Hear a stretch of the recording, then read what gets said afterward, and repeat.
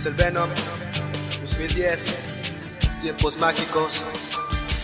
Y es que el tiempo pasó rápido y no supe cómo hacerlo. No supe cómo conservarte durante este tiempo. Te perdí, te dejé escapar y de eso me arrepiento. Cada día que despierto sabes que muero por dentro. Y es que no es tan fácil olvidar. Fueron 5 años, vivíamos un sueño juntos, vivíamos enamorados. Y es que no hace falta hablar del amor que por ti siento. Solo basta demostrar que convives en mi pensamiento. Y es que he hecho tantas cosas por regresar a tu lado. Mi vida la cambié, tú sabes lo que he pasado. ¿Me arrepiento? No, tú sabes lo que hice por ti. Mis errores ya pagué, te juro que ahora sí aprendí. Todavía vivo en ti, sé que no me has olvidado. Aunque andes con alguien más, yo represento tu pasado, tu presente, sí, y tu futuro yo también. Aunque andes con alguien más, sabes, yo sigo siendo el rey. Sé que todavía me amas, pues también tú me lo has dicho. Y es un día 19 y nuevamente lo repito, eres mi dulce, lo que me endulza a mí la vida. Sabes que yo soy tu ángel que te cuida día a día.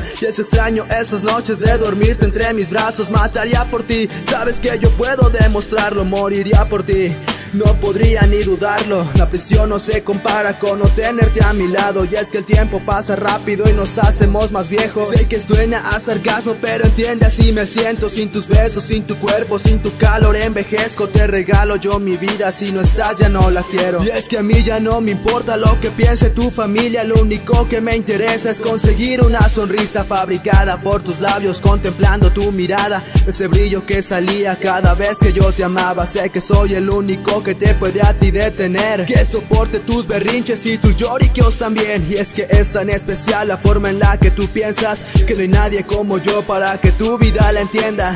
Pase lo que pase, aquí te estaré esperando. En el lugar de siempre, nunca me iré de tu lado. A lo mejor me vuelvo un loco por vivir en el pasado. Y es que solo pienso en ti y en los momentos que pasamos. A lo mejor si escuchas esto sabes que no me arrepiento. Si destapo otra cerveza y escuchan lo que yo siento. Esta noche me amanezco, Venom, pásame un cigarro. Dile que va a ser mi esposa y también dile que la amo.